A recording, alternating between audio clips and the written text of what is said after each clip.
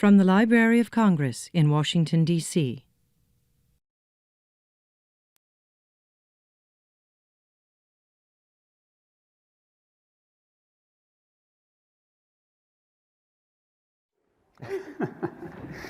Well, welcome to Between Two Ferns with the Smithsonian Library of Congress and National Archives, where we ask irreverent questions of some of the most powerful people in cultural heritage. So, thank you. This is going to be... Come on, you guys. This is going to be good. So, first I want to say, this has been an amazing day. I hope everyone has enjoyed themselves at DPLAfest, and it's not lost on me the fest idea, that this is supposed to be a celebration, it's supposed to be fun, that this is really a celebration of our cultural heritage. And to me, it's just been an absolute honor, and I'm very grateful to be here, and I've been thinking about that through the day, and to be with so many people who care so passionately about getting this information out to the world. It's our country's history, and this is our America at its best to me. It's not about hate or exclusion, it's about how do we include people in this? How do we tell these stories? And so I just want to acknowledge that's kind of the place where a lot of us come to this from, and it's great to be with everyone here. So I just wanted to start with that, a little bit of it. And while we're not there yet, we've got a lot of work to do. This is what we want to talk about, and on this panel particularly, looking at one example. I'll show you a little bit about that, not go into huge depth, but really talk about the collaboration behind it and how the DPLA and these kind of changing the way that we work together, this life after the web, or life on the web, has really opened the door to collaborative working environments that we wouldn't have even foreseen 25 years ago or so, and how we take advantage of those opportunities.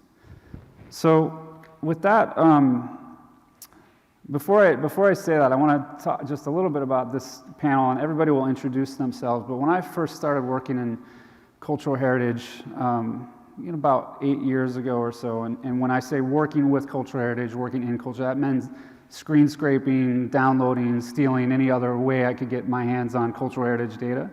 And I started to find that libraries, archives, and museums were full of radical ideas and radical people who really wanted to make this work accessible, even though I felt like I might have been doing something, illegal or something, which it turns out I wasn't, okay, just so everyone knows.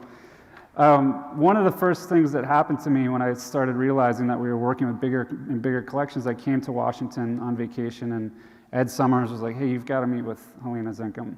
And I felt like I'm going to the principal's office. Like, I'm in serious trouble now. We were at the time working with Civil War data, and I went and I met her, and I kind of explained what we were doing, taking all this data, linked open data, how it might be useful, et cetera.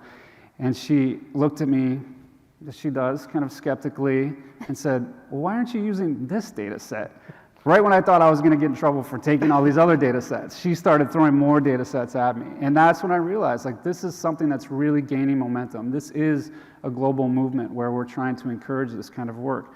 And then a few years later, I was happy to meet Pam, and she was like, well, we've got millions of things. Why aren't you using all these things? Let's get all this out there, right? So it keeps growing. And unfortunately, I just met Dave a couple months ago. I don't even want to know how much stuff he has at the Smithsonian for us to use, because at this point we've got so much to work from. So with that, that's my introduction to these three. But let's hear from you three who you are and what you do, and then we'll jump into some questions. So I'm Helena Zinkham, here today as Director for Collections and Services at the Library of Congress, but my roots are in historical photography, historical pictures. Great. I'm Pam Wright. I'm the Chief Innovation Officer at the National Archives, so I'm interested in access to our holdings, and in this century that means digital, and so any way that we can get where people are and answer their questions, give them our records, let them see things that they may never look for in any other way coming in the door, I want to do, so that's what I'm into. I'm Dave McOwen. I'm the digital media developer for Smithsonian Institution's National Museum of American History. That means I do a lot of web work. It's a pretty small team, so it means we do a lot of everything. And it's really about getting our content out to the people who can't physically come to the building with a definite focus on education. Great. I forgot to introduce myself, I think. Oh, yeah. I'm Jon Voss, the Strategic Partnership Director at Historypin.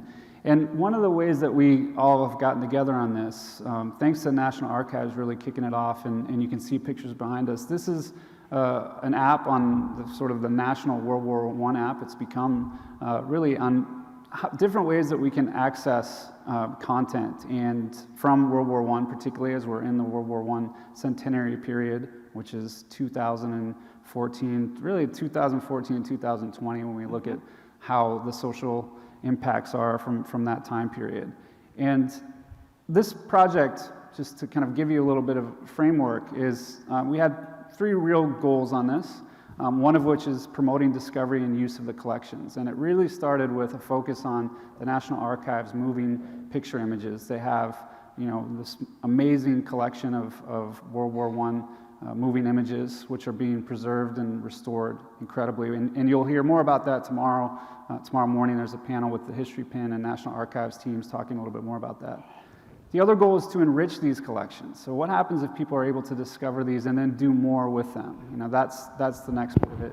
And then finally, to support the use of this content in local communities. And once we started to do this at the National Archives and really apply this kind of design thinking to this approach and experiment with that, we started to realize that other institutions could pretty easily join along with that. And so that's what we've opened the door to. Now we've got National Archives, Library of Congress, Smithsonian, the World War I Centennial Commission, the World War I Museum.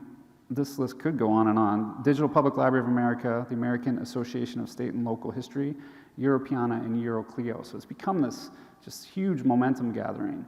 And we'll see a little bit more, again, tomorrow morning, what this might, I'm not going to really go into the features, although I am going to flip through a couple of these. That it's about user collections, tag-based enrichments, and really seeing this, it's built for tablets. Our dev team and Brendan, who will talk more about this tomorrow, really get into how this helps bring digital photos into a tactile environment, which is exciting. So that's kind of just gives us a little bit of a context about how we all started working together and as a potential model for how this could work across all kinds of projects, and how it is already working across all kinds of projects. So with that, let's get started with a couple of questions.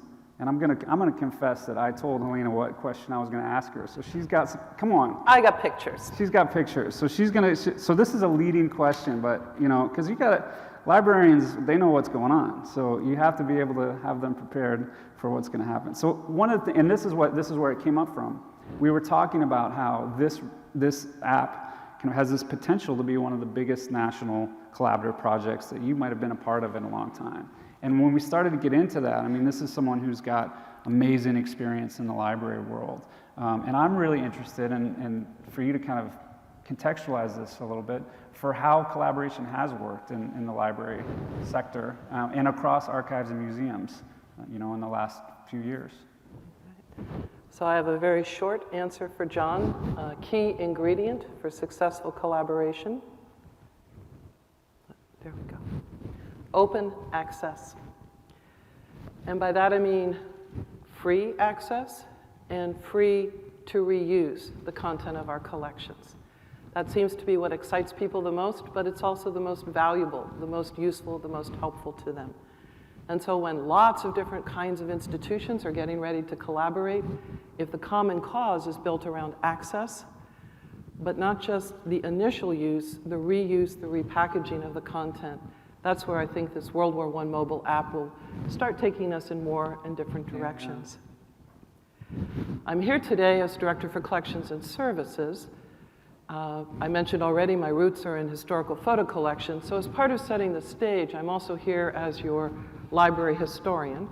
A quick trip into the past, where in the early 1990s, the Library of Congress launched its commitment to set the collections free. And I'm speaking here of the no known copyright restriction collections. I realize DPLA is broader than that. But the days of American memory, when the idea is to, John, okay, thank you, John. The idea was set the collections free so that they would be available to anyone, anytime, anywhere. You didn't have to make that trip to Washington. Library without walls, that's what we called it. But of course, I'm also here to represent libraries in general, and we're master collaborators in the best sense of that word. It's actually our life's blood. If we don't share our resources, we aren't going to survive. We're that low funded. Same is true of archives and museums, but this current slide just is a reminder that there's wonderful collaborations around acquisitions, who's going to collect what, cooperative cataloging, shared storage facilities, and the wonderful world of interlibrary loan. You take that, I want to step back in history just one more time with National Union catalogs. How many of you have heard of that phrase before? Oh, pretty good showing of hands. Wow.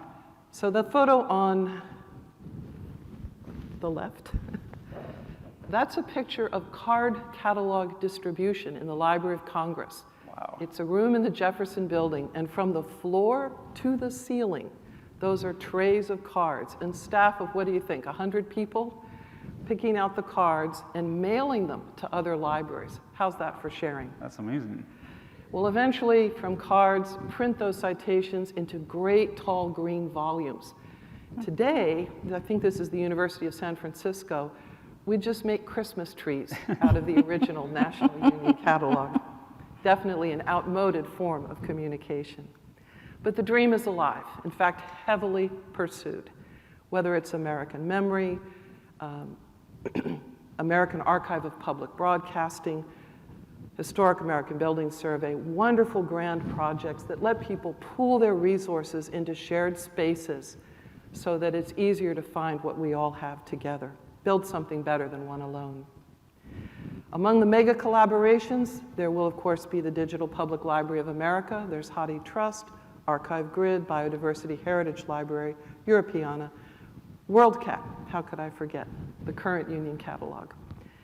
But I did want to spend just a few moments on Flickr, because I think more key ingredients will kick out from that, John. Yeah. So in 2007, the Library of Congress called Flickr up. We'd sent them some emails, and they didn't reply. So we tried the old-fashioned telephone. Fortunately, George Oates answered, and she actually had a grander vision and created the Flickr Commons. In other words, rather than just lots of different libraries, archives, and museums having separate collections, pour it into the same space. Of course, it's pictures, but what's special about it?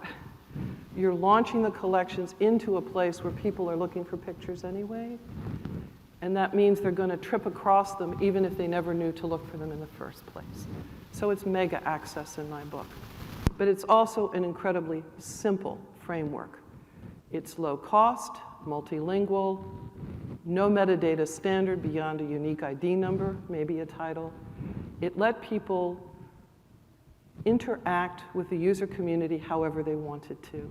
And great creativity has been released. I wanted to encourage you especially to take a look at the National Library of Ireland. They post maybe 2-3 photos a week. They get between 10 and 30 comments on every picture, and it's substantive. Information, context. For the Library of Congress, we've updated 9,000 pictures. We pull them back into our source catalog and redistribute right back out to the World War I app, to give one example. So to wrap up this launch pad for what makes collaboration work, what did I start with?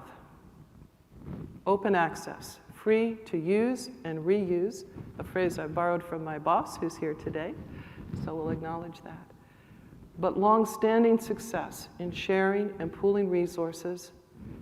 Maybe we're getting too many places to share our resources. That might become a hurdle we could talk about.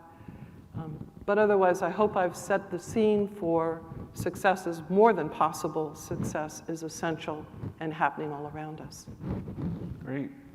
I think it's interesting when you talk about Flickr, and we talked about that a little bit the other day, and just this idea that you had a really lightweight team trying to do something very simple by getting it out, and it gives you a way to connect directly with community or build community, as you mentioned in Ireland. Exactly. So, and that's a big piece of it. Particularly I thought about that as I was lost in the tunnels beyond, underneath the buildings here, like how much you can do by just getting a few things out there. We frankly worried about talking to you today. We're 3 great big federal institutions. We must look richer than Croesus. But the truth is we want collaborations where small institutions as well as large can participate. And Flickr was a great example of that. That's great. So Pam, to turn to you on this a little bit, the National Archives obviously key to making this app happen, and part of a much bigger vision for what you're doing at the National Archives when you talk about sharing content on almost unimaginable levels. Tell us a little bit about particularly how this content was selected and why this is an important piece of content, but how this also is an example for future work that might happen from National Archives and kind of other ways that you're doing work from the archives perspective. Great, thank you. So the digitization process at the National Archives is a huge focus for us. And we have 12 billion textual pages of records and hundreds of millions of photographs and film. We've just got a lot to do. In our strategic plan, under Make Access Happen, you will see that we are going to digitize everything. That is the moonshot that the archivists set out for us, and something that it seems impossible. But just by saying that, it changes the mindset and starts helping change the culture of our agency to think in this century for something to be accessible. What does that mean? And it means digital for us. And so in moving into that digital world, we developed a digitization strategy. And in that strategy, we thought about the different ways that we want to get digitization done. But we also then opened it up to the public and said, what do you want? How should we prioritize the digitization that we're going to do? And so we have a matrix of decision making for what we prioritize for digitization, and we're doing everything we can to walk down that list and make sure that we make, in a digital way, the records accessible to the public. So that's kind of that larger vision where this sits in. So it's great to make it available in our catalog, but our catalog has so much. I see that as kind of the ocean of our records. Right now we have 10 million descriptions in our catalog, just descriptions. Another 9.7 million digital objects. We have a whopping 220 million ready to come in as we scale up the catalog over the next couple of years. So just the size is overwhelming for people. And what I really like about this project and what we're working on together is because we could all easily, any one of us could overwhelm this app pretty quickly. It's not comprehensive, and thinking in new ways. Brendan on your staff talked to our staff about paths in to our records, and that pathfinding is something that I think we thought of before, but this idea that you don't have to have everything, you can have a slice to get in. I love that idea. Yeah. So. Well, I've had the great opportunity and privilege in our team to really dig into the archives there a little bit with, just amazed, the best of the country in terms of curators, in terms of preservationists, people who know this stuff so well. And part of what you're working on with all this is how do you open the doors to people? There's a research room, obviously, and it's used in certain ways, but how are you proactively looking at getting the public into those spaces in new ways? There's some things in the works? Well, we have the Innovation Hub. That's a brand new. Yeah. So at Archives One here downtown, and I think tomorrow there's a hackathon in there. We found a room on the first floor and decided to kind of open it up as a space for the public and staff to work together on innovation initiatives and projects that we're working on. So yeah, some of you will get to see that tomorrow, and we welcome you over there. What we're really doing in a part of the hub, one of the projects is citizen archivist digitization. So if you're a researcher at the National Archives and you agree to give us a copy of anything that you're scanning, we'll make sure to put your name in the catalog along with the scans. So it's contributed by citizen archivist Jon Voss, and it goes up in our catalog.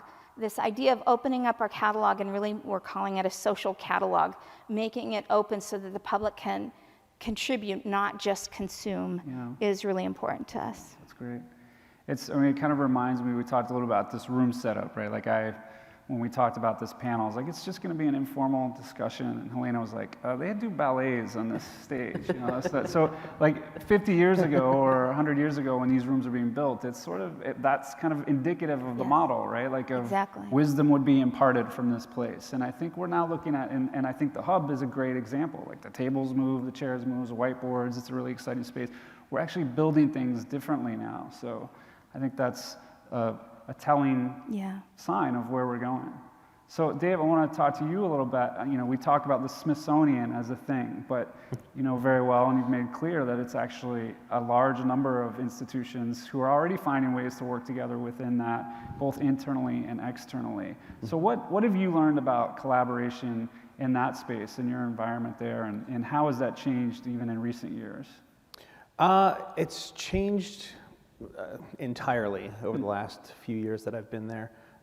You know, the Smithsonian there is the castle, and there's an administrative unit, there's a central IT unit that supports us wonderfully when it comes to getting our objects out into the web.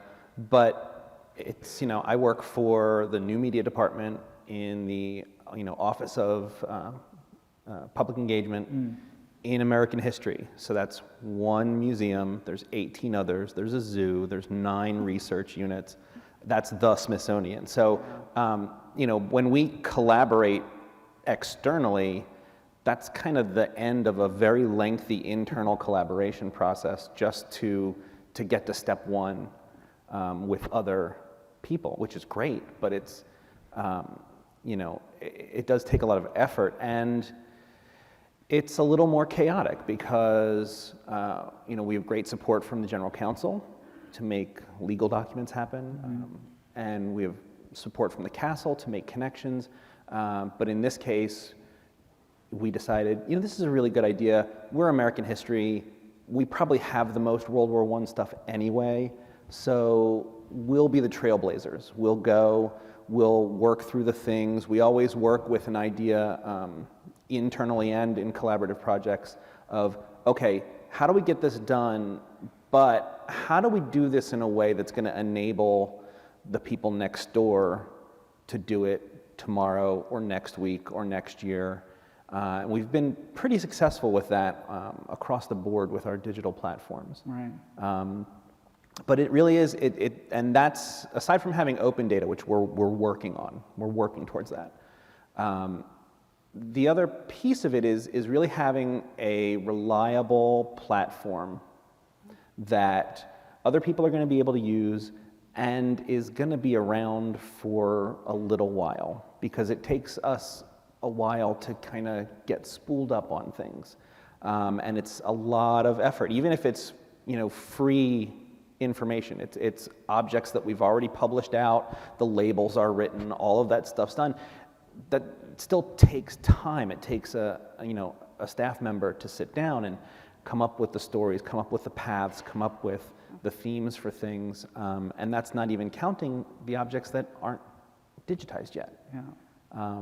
You know, so we did a project about the Civil War sesquicentennial. We did a project about the Civil Rights anniversary, and they were great, but they were one-off technology platforms. And so they worked for the time, and now we've kind of put them over here. And that doesn't help you kind of build the momentum that you need, you know, within the Smithsonian, within any kind of large organization where you've got multiple pieces, let alone being able to then turn and you know, talk to other people and say, hey, we have this thing. Can you want to come play, and let's build this and make it even better and get our content out there. Right, great. Well, so I want to make sure, if you have any questions, please start jumping in, raise your hands. I'll keep asking questions all day, but if you have something, I want you to be able to dig into it. There you go. Thanks very much. So the three of you represent three legacy institutions, large, long-standing. And actually, Carol, if you can give us 1 second, Joe's bringing a mic down for you. Thank you. Thanks, Joe. So I just mentioned that, the three of you represent legacy institutions tied to this country. And I'd be interested to know what's the biggest thing holding the three of you back individually as institutions and holding the three of you back from working more collectively and collaboratively? Is it technology? Is it funding? Is it, give me a sense. Policy. Policy? Good question. Who wants to jump in on that? I'll Go for it. start. Yeah. So I think that some of the things that we're getting over, the hurdles we're getting over, is the culture. And and the institution, in our institution anyway, it's collaborative, but collaborative is kind of gravy. And what we do in our mission, we focus very internally and do that work. And I think one of my staff said, it's no longer just what you know, it's what you share. And that idea of now mission critical work actually happens collaboratively. And that culture changing from we're going to just keep our head down and not talk to anybody and get our work done is changing. So I think there's culture change in it. And then just funding for digitization is, it costs a lot to do it right. So I think that those two are big. As we get to know each other more and we get out in these meetings and stuff, I feel like that is becoming easier and easier. It's just making sure that we have leadership at the top of our institutions that say collaboration is important and is critical to the mission. And I have a different take on it. So I agree with Pam, those are the good hurdles. But I also think we just haven't done a good enough job of showing how often and how richly we do collaborate. Yeah. So for example, there are the Heritage Months. And the Library of Congress stepped in and we host that website. And it must be at least 10 different federal agencies that contribute their content and their events to a single web space. But we also collaborate all the time on standards. So the Federal Digitizing Guidelines Initiative, but with web harvesting, that's another great example of collaboration. I think that we have at times taken turns, and that looks as if we're not collaborating, but in fact, we're just deciding how to share the workload and how to share the funding. So I'd like to give two more examples. The National Endowment for Humanities, it's great. The Library of Congress has fantastic newspaper holdings, but we're not the be-all and end-all. And so in partnership with National Endowment for Humanities, we agreed to take responsibility to be the long-term preservation steward and the access provider. But it's 40 different states throughout the country and the territories participating today. And they've just crossed the milestone of 10 million pages of newspapers. Fantastic. So despite what you read in the newspapers from time to time, the library is alive and well and very busily. I mean, the content is pouring in. StoryCorps, can you imagine when he went his app mobile? Terabytes, petabytes weekly, Right. and we're keeping up. American Archive of Public Broadcasting. So there too, at a national level, we'll take this turn and go ahead and collaborate with WGBH. That's the incunabula of television, right up to the present eventually. They're going to provide the access because of the rights constraints, but we'll step in on the preservation side. So I think if you can help us understand how to better publicize our work, that would probably be a good thing, because there's a lot more going on than what shows. Yeah, I think that's a great point in terms of how that's presented to the public, and when there is so much going on, how is it that you build this sort of open environment, as you say. And it's like, for me, like when I thought I was going to the principal's office when I first met you. Welcome, John, yeah, this is a great idea. Yeah, come on in. And it's about and it took somebody telling me who to talk to for that to happen. So that's I think that is a really important barrier that we might look at how to overcome. Do you have thoughts on this? Yeah, I mean, it's, like I said, the Smithsonian's a little more compartmentalized between the units. So we do collaborations all the time. It's generally one-on-one, one-on-two. When you're talking about this level of collaboration, which I think happens less frequently, to me, that basically for us comes down to digitization, and getting the data in an open format. 4 years ago, you couldn't go to one central website to search Smithsonian's collections. Now you can, 9.6 million objects. That sounds awesome. We have 138 million objects. Yeah. So we have a lot of work to do. And for now, that's a closed system. So I think the key to unlock this door to worldwide massive collaboration is getting the data out there and into the hands of anybody who wants to use it. Anyone else have something? I just also as a quick follow-up to that, sometimes it's frustrating to me because I think of this as an OpenGov thing. We hear a lot about OpenGov, but we don't have that conversation so much within cultural heritage. And I think that that's something that we can leverage as well. That there is a real remit to have this out there for the public and for the public good, and having that come from the top down. I think you're absolutely right about this. There needs to be a culture of this being a critical part of what we're doing. So. Other questions for this crew? Oh, come on now. It is the end of all right, month. I'll ask questions to these three all day. Believe me, this is so. Let's see. So one of the things that is often, to me, when we work on these kinds of projects, I find that the technical barriers tend to be more. We can overcome those a lot easier than the policy barriers or the legal barriers. Now, with this project, for instance, it's been pretty straightforward. Marcus has been a huge person to, like having a team that says, here's a very simple agreement of how we're going to cooperate together. And it's been amazing to see the legal counsels on both teams, or all teams, make that happen. But how has that played out for you on this or for other projects, and how could you foresee streamlining that in the future? We talk about the culture, but let's talk a little bit more about the logistical elements. What if you've got an enthusiast out there that says, I've got a great idea for a World War II project, I'm going to need these things to do these things. How might that happen in the future going forward? How do we facilitate those things? So do you mean the degree to which we would be the tool builders, but then anyone could come and bring their project or participate? Maybe you're not even the tool builders. I think about when we started the Civil War data projects, right? It was your take was, and this maybe is also an evolution of the tools over the time. That was 10 years ago. You said, we have an OAI PMH server. You can download all this stuff. Make sure you look at what the content looks like as well. And then now there's APIs. National Archives has an API. Smithsonian, yours is a little bit more on lockdown. We're working towards it. Okay. Yeah. It is a priority. Our previous secretary, digitization was, a priority. Yeah. That hasn't discontinued yet. Right. But yeah, it's, we're working towards it.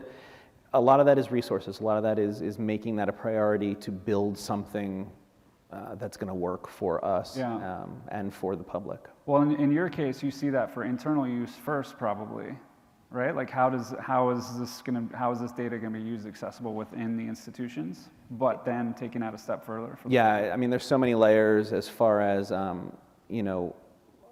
whenever we publish an object, it goes through a lengthy process of, do we actually own this object? Can we prove that we own this object? Are there any rights that we didn't know about?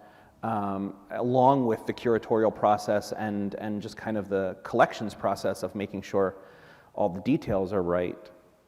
So that slows us down a lot. Yeah. So maybe you're also asking about user-contributed content. One of the great things, David, though, that occurs to me, a gift I've had because of working with pictures, they often come so scantily clad with metadata. We've been dependent on other people telling us what's going on in pictures for an awfully long time. So the idea that it has to be finished and polished, it's never really been in play. We seek, we crave, tell us more about. So I hope I didn't misstep here, but user-contributed content, programs like the Veterans History Project, you're actively putting out a call. If you know a veteran, please make an interview, and you can send that to the Library of Congress. There's a certain degree of standard. Could the sound file be in this format? We'd love to have a mobile app. I know it isn't modern enough at this point, 15 years in. But that's a very clear. It's a collection acquisition strategy, and you put out a call for help and open the doors. Yeah. The Firehouse people have surfaced recently and said, we've gathered all this amazing information. Can't you take care of it for us? Oh, interesting. So it's not something we anticipated, but it's certainly something we can talk about. Right, great. Pam, any thoughts? So I'm just thinking about, 10 years ago when we did MOUs with like Ancestry and stuff when we started. It was very scary, and they were, it was long discussions, lots of meetings. It took a long time to get to that. Because of that work, because of all the work that's happened in the past, we now are really comfortable with MOUs, how they work, what are we going to do, and I feel like we've got a good relationship and kind of track record with our legal counsel. So now these MOUs are much easier to do. I think it's easier to collaborate than it ever was before.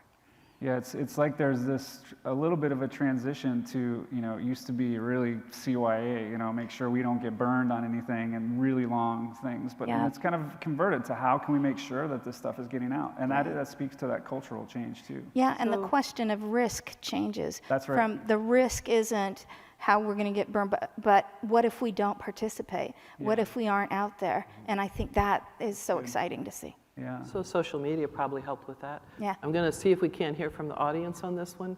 What are your hurdles? Is it policy? Is it legal? Yeah.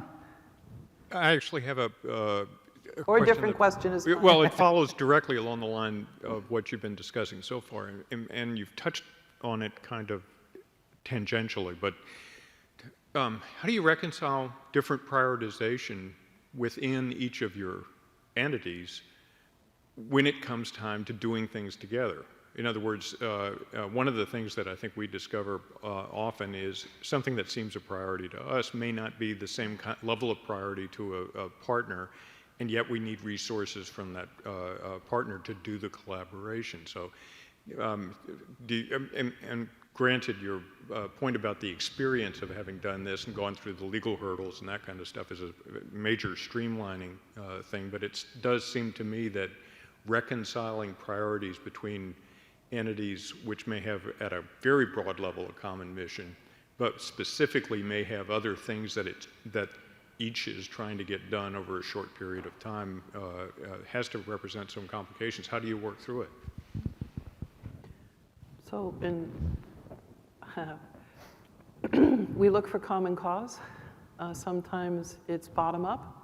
So we each probably have strategic plans. I know NARA does. Library of Congress just published its own. We find the line that touches on digitization.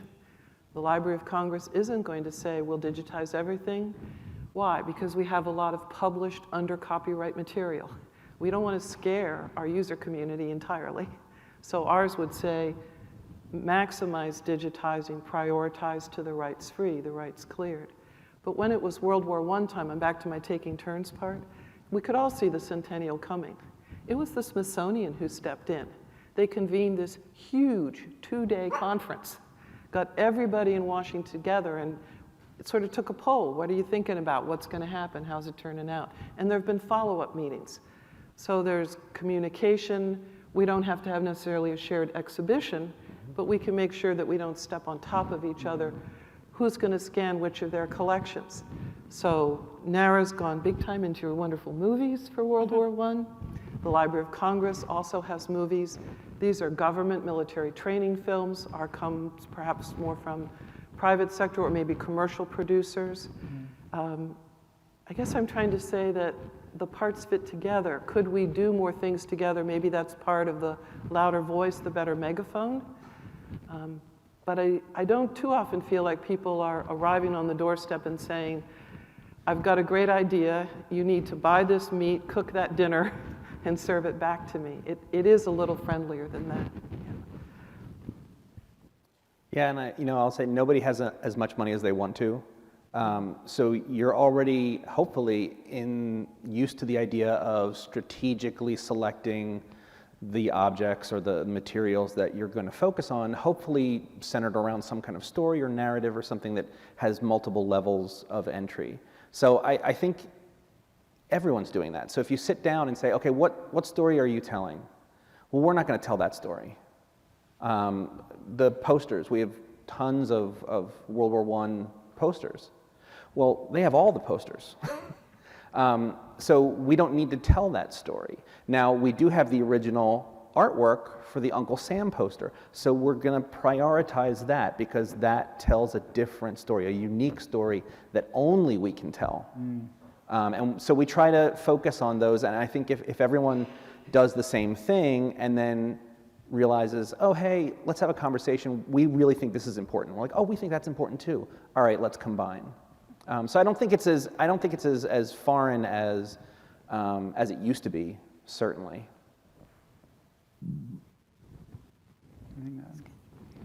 So I want to close on one last question for each of you. We're getting to the end here, unless there's anyone else. But just to leave it on a very optimistic note, if we were to dream of what the future of these kinds of collaborations look like, you could get whatever you wanted, you could start over, you would not have all the infrastructure you have. What would that look like for you 5 years from now, 10 years from now? Or what might it look like anyway? I'll go first. Go. Open data, open data, open data. I want all of our data and I want it in your hands.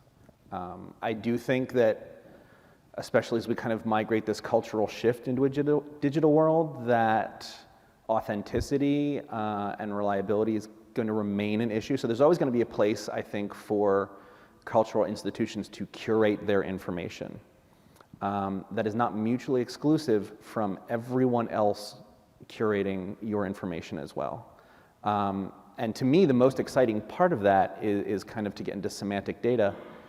The connections that you're going to make between our data and between our data and other people's data, that's fantastic. That's a beautiful thing to consider. I love that Cooper Hewitt, when they redid their collection search, you can search by color, which makes sense for them. They're a design museum. I want to do that for our stuff because that's fun. It's interesting. No, it doesn't. So shake up the Yahtzee cup and see what falls out. And I think the public and cultural institutions and libraries, they enjoy that because they can, play with your objects. And I think we have a lot to learn from that as well. Things that we will never ever come to if we just sit in our kind of one-way conversations. As interactive as we try to make things, it's still predominantly a one-way conversation. So I can't wait for that. I think it's going to be amazing. Awesome. Go ahead. Okay. So we have talked about this a lot at the National Archives. And one of there's lots of ways to answer this, but just one of the ways that comes to me as you're asking this is, one of my staff said, wouldn't it be excellent if you didn't have to know which of the institutions you had to go to ask a question? Could you just ask a question and they kind of help you? We learned from a product that we have within the National Archives we call the Internal Collaboration Network. It's on the Jive platform, and it's a way to share documents and talk across the agency. And that same platform is what Apple uses when your phone dies and you go to an Apple forum and say, hey, what do I do? And either an expert from Apple or, more likely, somebody from the community that knows how to do it will answer your question. And so we have been looking at using that platform, and we call it History Hub. And we're just in pilot now, but what we'd really like to do is see if we could work with Library of Congress and Smithsonian so that somebody could come to that platform and say, hey, I'm looking for Sanborn maps. I know you guys have some, I know we have some. We have expertise in different areas like that. It would be really cool to work collaboratively so that the public could get their answer and not have to know where we are. So that's just one example. Yeah, great. So I want all the tools seamlessly available, geospatial hosting environment, transcription services. Yeah. Lots of user-contributed content, lots of interaction, lots more money. But I think I'm also just open to change. Bring it on. Yeah. All right. We didn't anticipate the internet. We didn't anticipate the web, the iPhone, the so on and so forth. So staying flexible, staying open. I'm ready. Awesome. Well, thank you. You know, it's been an absolute honor for me to work with you three, to work with a lot of the people here, and for people watching online and in the future. I can just say, dream big, you know, talk to these people, reach out to folks, and do things together. There's just so much opportunity here. So thanks, and look forward to working with you all in the future. Thanks, Thank you very Jon. much. Thank you.